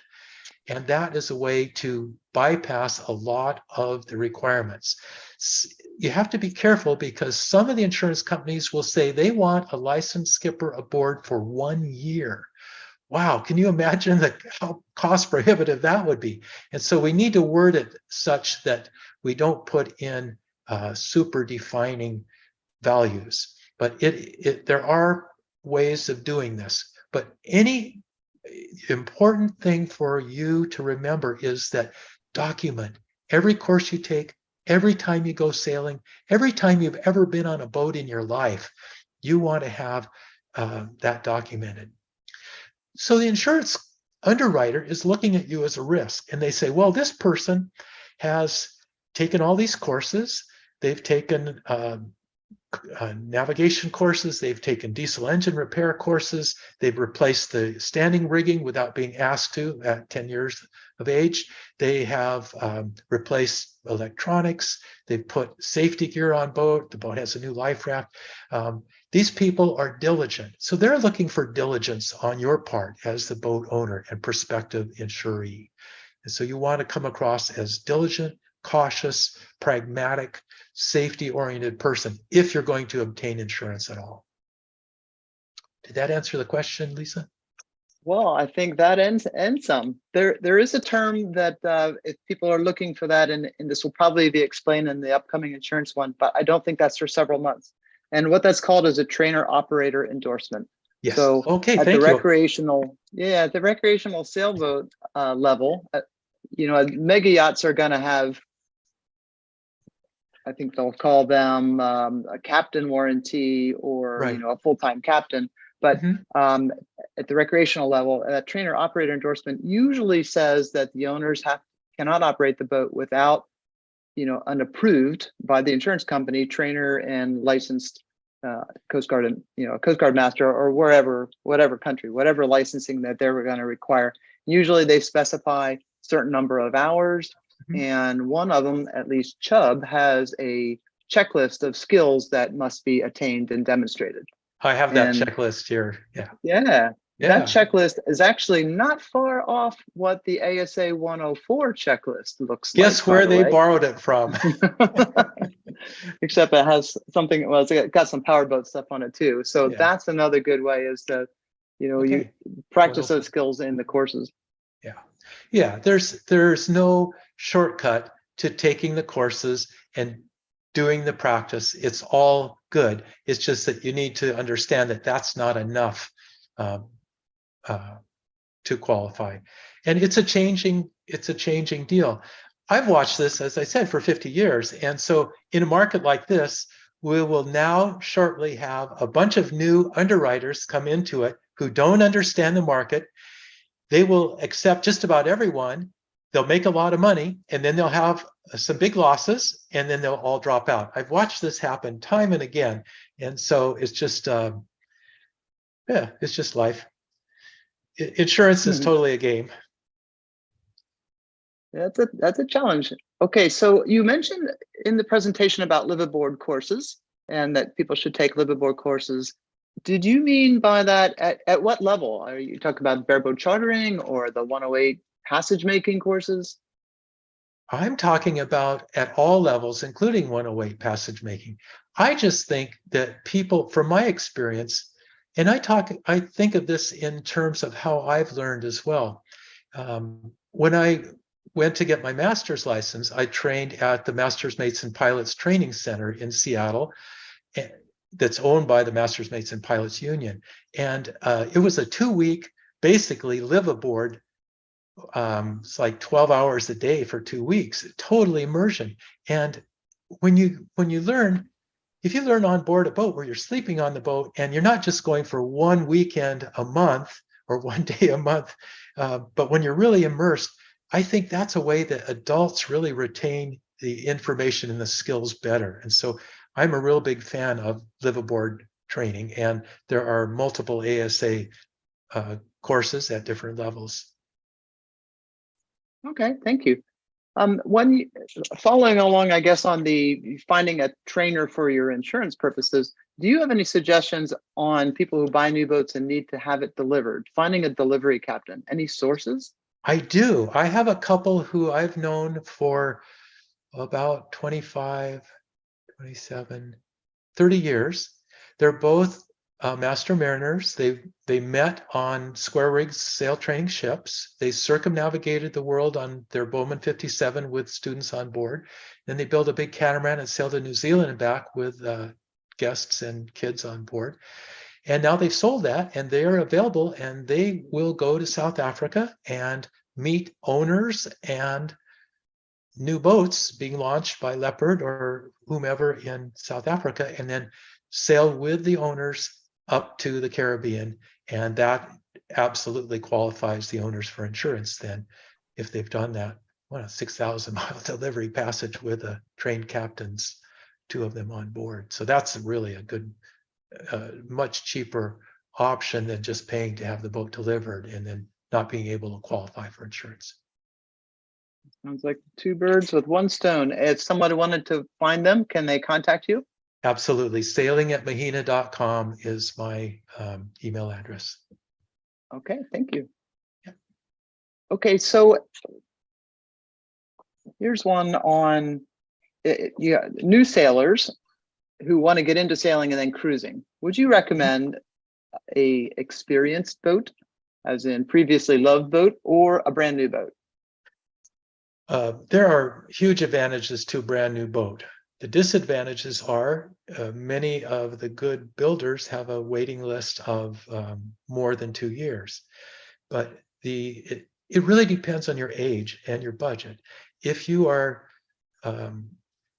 cognizant that your life is going by, say you're over 50 or definitely over 60, a new boat starts to make a whole lot more sense, because you don't end up spending 2 years or 3 years repairing all the problems and doing the outfitting. I've only had used boats until the last boat, and having a new boat built in Sweden was a dream come true. It was amazing because I got exactly the gear that I wanted. I bought hull number 92. So they had 91 boats before mine to figure out how they could improve the boat. And so, yeah, buying a new boat makes a lot of sense. You know, it used to be there was a huge price differential, but the issue now is there are so few boats that aren't 20 or 30 years old that the value of those boats, you know, you guys had an outbound. Well, the value, I tracked this, and a year ago I tracked the average selling price of an outbound 46 went up $100,000 in 12 months.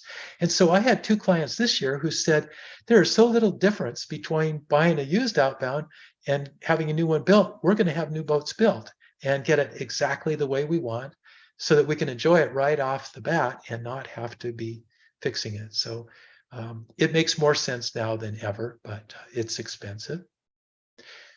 Is it really expensive when you look at the overall cost of ownership? Maybe not. Yeah, you have to look at the long run for that. Yeah.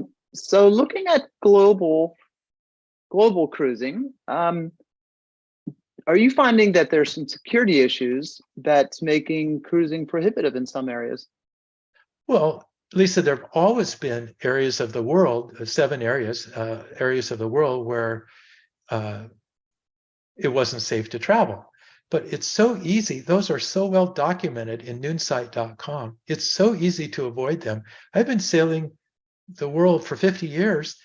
The most serious issue I've ever had is I had a pair of flip-flops taken out of my dinghy once.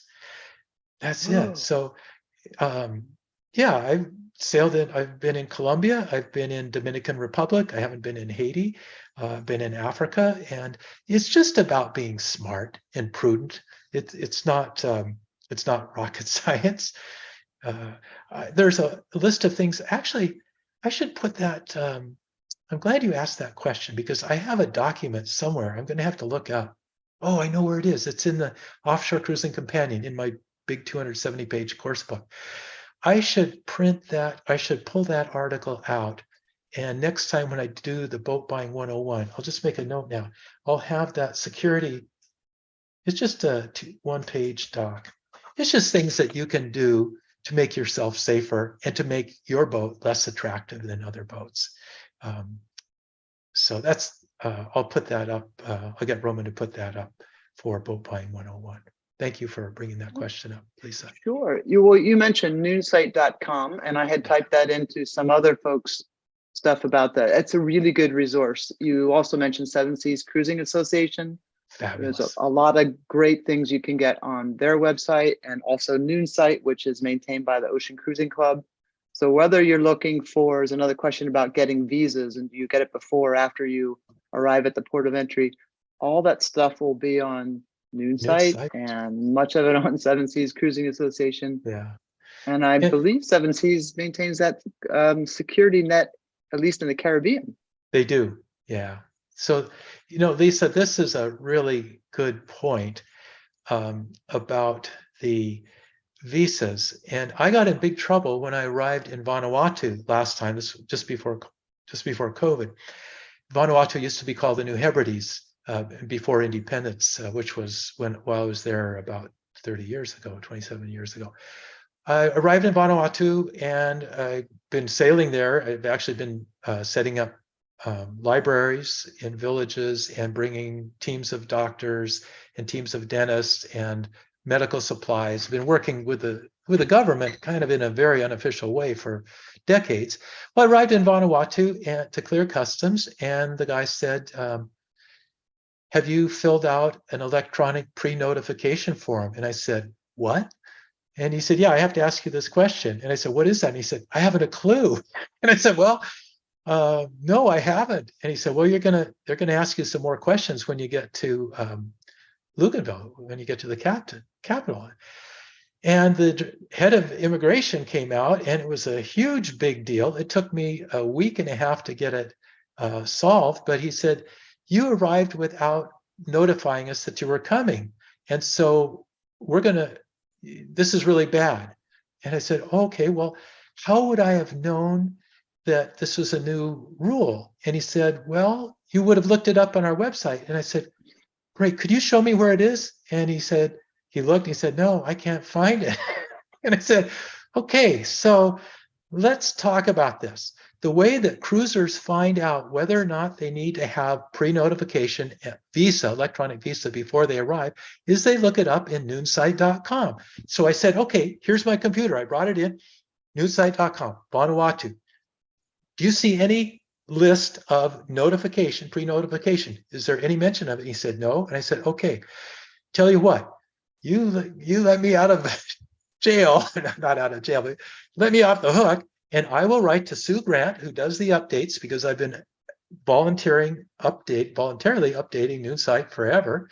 I will make an update and I will bring it to you first to check and see if it's okay before I send it to her. And he said, great. So we did this. And now if you look on Noonsite, my entry is there and it tells you what to do so you don't get in trouble when you get there. This is a new deal. It's actually, United States was the first country really to start doing this, and it was about 30 years ago. The US requires foreign cruising boats arriving, clearing customs into the US to do pre-notification of arrival. There is a form for foreign boats to do. If you don't, Customs Border Patrol gets upset. After the US started that, more and more countries started to do that and to require that. New Zealand was one of the first. Now it's quite a few countries, and of course the Caribbean has a unified system. But so that's something. Noonsite.com. Before you go to any country, 6 months before you go, look at Noonsite.com. Under countries, type in the name of the country and see what requirements are there. They'll tell you what foods you can't bring into the country, what the protocol for clearing customs is. And that's a big deal, because you definitely don't want to do what I did, and that is start off on the wrong foot with customs and immigration. You don't want them pissed off. You want to arrive and say, here, I printed this off, I emailed this was the notification, and then chances are they won't actually receive it. But you say, I did this, and they say, oh, good, great. You're trying to follow the rules. And I actually take this a step further. When I come into a new port, I will call on channel 16. I'll call harbor control or port control and announce. I say, this is Mahina Tiari calling Suva port control. Suva port control comes back and say, go to working channel. I say, okay, I'm just arriving in the port, and I just wanted to verify and see what your clearance procedures are. Is there still a quarantine wharf that you require cruising boats to tie up to first before they do anything. And they come back and they say, we've actually modified it. Now there's a quarantine buoy that we require you to tie up to. And then we will send out the port health inspector to make sure there's no disease on board. And so by pre-announcing yourself, you take yourself off the suspicion list. Customs' job is to be suspicious of everyone and to think that they might be trying to smuggle drugs on their boat into the country. Sadly, this happens all the time.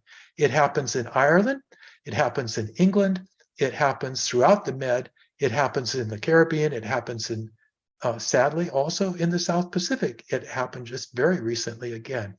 And so by saying, we're here, we want to do the right thing, we want to go through the right procedures, all of a sudden, nobody's interested in searching your boat because you are being proactive and saying, we want to do the right thing. So that's, Seven Seas Cruising Association, as you know, Lisa, their whole motto is leaving a clean wake. And I am totally on board with that. And I know you and Andy are.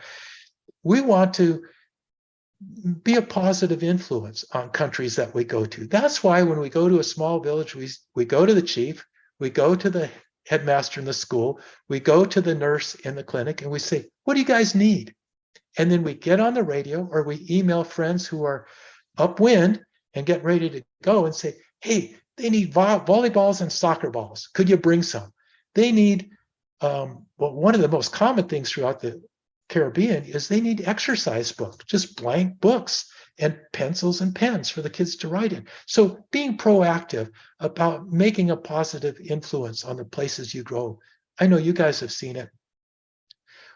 I've seen it around the world. Cruisers doing fantastic things in local communities, even building, in the case of Vanuatu, even building mini micro hydropower setups for villages with solar panels and batteries and hydro generators so that they can have lights in the schools and so that kids can do homework after the sun's gone down. So there's just a lot of cool stuff you can do. And Noonsite is a really good way to find out about stuff. I kind of went on about that, sorry. I think it shows how passionate you are about that, about leaving a clean wake and improving the community. Yeah, a lot of just cruisers are. Let's shift gears to a little bit of technical questions. Yep. Still more on anchoring, and one of them is about single-handed anchoring. I've referred them to the August anchoring tactics, but are you going to talk a little bit about single-handed stuff in your anchoring? I will talk a little bit about it, but I'll talk about it more on June 13th in our shorthanded sailing techniques. But okay. One tidbit that let's just put out here for single-handed anchoring is the value of having a remote power up, power down control at the helm. When I was handing my Albergrassi 42, it did not have a remote control. The only control for the windlass was the foot switch up on the bow.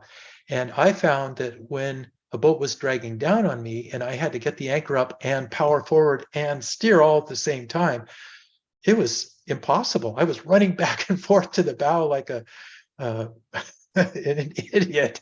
And so what I found is having a remote control at the helm so you can raise or lower anchor. It's ideal is to do it at the bow, but so that you can do it from the helm is great. Another trick, I shouldn't give this away, but I will. Another trick for anchoring shorthanded is using a bow thruster. Have you ever tried that, Lisa? If the bow starts to blow off and you all of a sudden have a sharp chain angle over the roller and a lot of friction, if you have a bow thruster and you just bring the boat in a second back into alignment with the chain, you ever done that? It works really well with that. Bow thrusters are magic. Yeah, they are magic. Anyway, I won't give away any more secrets till anchoring August 15th. Well, on your thing about putting in the remote control, I just talked to someone who is taking their boat to the Med, and they will be double handing most of the time, but they were advised to get that remote so that when they're Mediterranean mooring, then who's ever driving can drop it, and you got somebody on the stern to get the lines across. So good in both counts. Yeah, and the bow thruster really plays into that. Mediterranean mooring, I just find it so fantastic if the helmsperson can be maneuvering the rudder, forward, neutral, reverse on the throttle, bow thruster, and windlass all right there. It's just, it makes it look so easy. That's what we're there for. Yeah. Do you have any thoughts, John, on in-mast and in-boom main furling systems, mainsails? I do, and it really depends on size of boat. And so I find that in-mast furling works great for boats up to 50 or 55 feet. And my favored version of that would be Selden, followed by Schaefer. And in-boom furling is so common on mega yachts. And so we see leisure furl from New Zealand, marketed by Forcebar in North America. Leisure furl as common on mega yachts and boats over, say, 55, 60 feet. One of the advantages of in-mast is that you don't have to be on, at least with the Selden system, you don't have to be exactly into the wind to reef. And there was just a great article in, I think it was in Cruising World magazine by John Kretschmer, about how he thinks it's so silly that lots of sailing instructors tell you to head up into the wind to reef. He says he always falls off to reef because it's safer. The bow isn't dancing around and people aren't hanging on for dear lives. And gosh, I've always reefed off the wind. And one of the tricks, which we'll talk about in short-handed sailing techniques, is the huge value in safety for short-handed or single-handed sailors to heave to, ease the main sheet out, and reef the main when it's totally unloaded and in the lee of the back-winded headsail. It's just a total piece of cake. It's a dawdle then if the sail's not loaded up. But don't, whatever you do when you go to reef, don't head up into the wind. It's hard on the sail, and it's definitely hard on it's harder on the boat, the people. Well, how can you do that if you have an in-boom furler or in-mast furler? Well, or in-boom, let's say. Yeah, in-boom furler, it would not work. Correct. Okay. All right. So following on that one, let's say your main is down and you're just cruising downwind on a Genoa. And now it's time to furl in the Genoa. How do you depower it without turning up into wind? You just ease it out. That's what the sheet's for. Ease it out. Okay. You don't want it flogging, but as you ease, you're furling.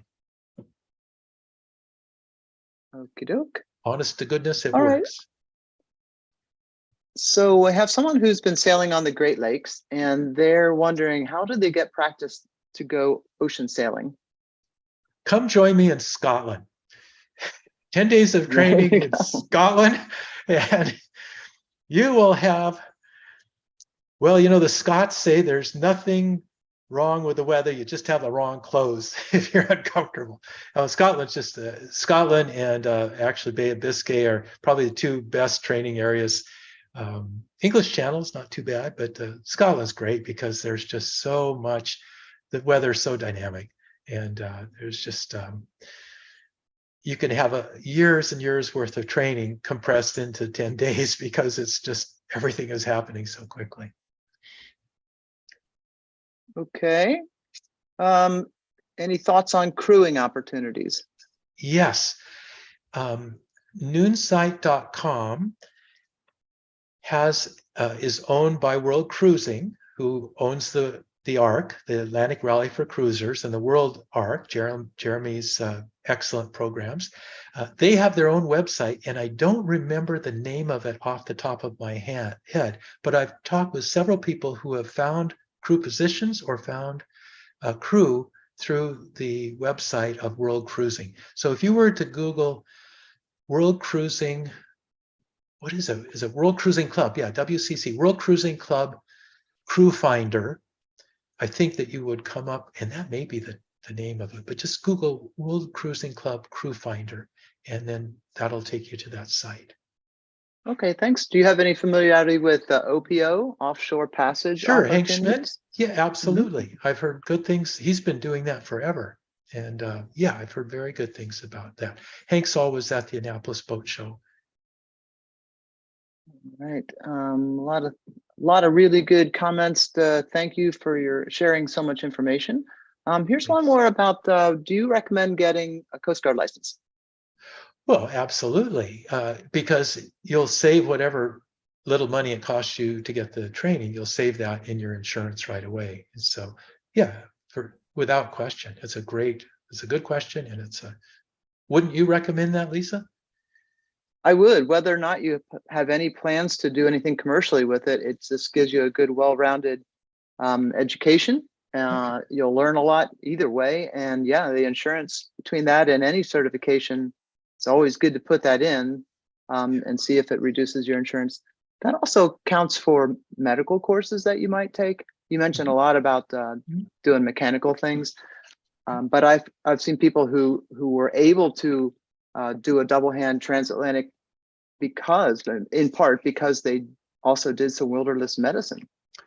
Wilderness medicine has been offering those courses for more than 20 years. And I think it's just Wilderness Medicine Associates, but they do once or twice a year courses, medicine at sea courses that also qualify as continuing medical education for medical personnel. But those courses are brilliant. Um, the first aid kit that they put together called Adventure Medical Kit is brilliant. The book, the second edition, just came out, published by the Mountaineers, called Medical Emergencies at Sea or something like that. West Marine used to sell it. That is also brilliant. So everything about that group, um, Wilderness Medicine, is to be recommended. I believe that that group is also at Cruisers U. Oh, fantastic. They're at the Annapolis Boat Show, Cruisers University. Well, that's, Mm-hmm. Yeah, wildmed.com, I believe, is the website. hey, Some other questions about it. thank you. I'm going to add that, wildmed.com. You know, I just would do a plug for Cruisers U and Tara Flanagan, the absolutely dedicated, amazing cruising woman who produces that series. I see people coming from Europe, from South America, from Singapore, Southeast Asia, from all over the world to Annapolis Boat Show, especially October, second weekend of October, for the Cruisers University classes. They are the top instructors in the world. Nigel Calder's there every year. He's going to do, just talk with him, he's going to do the 2-day hands-on electrical course again. It always sells out. I do the all-day offshore cruising seminar. That always sells out weeks or months ahead. And you and Andy, I bet, will be doing seminars there as well this October, right? Yes, I hope. yeah, we've got 2 days of seminars there as well. Fabulous. Yeah, And they it's run Cruisers U runs spring and fall both. The fall is okay. a bigger show, but Yeah. for those who want to be in Annapolis this spring, it's in the last weekend of April. Thank you Um, for, yeah. sure. Any thoughts regarding a multi-hull versus a monohull in heavy weather? Well, that's a really good question. I have not sailed multi-hulls in heavy weather, but I have so many clients and students and friends that do. I think you have more tactics available to you on a monohull than you do in a multi-hull, but I see very, very rarely see cruising multi-hulls getting into trouble in heavy weather. Usually multi-hulls can go at least as fast as a monohull, so avoidance is still the key deal. I believe that having a drogue on a multi-hull makes a lot more sense than on a monohull because they are more easily driven. Going downwind, if that's what you choose, it's easy to get going too fast. And then putting a drogue out like the shark drogue, or my favorite's the Gale Rider drogue, but towing something astern that you can easily retrieve to slow the boat down increases your safety without question. But I hope that Roman allows us to do the storm survival tactics, because I want to talk about why tactics that don't require any appliances like drogues and why they are a safer, better idea.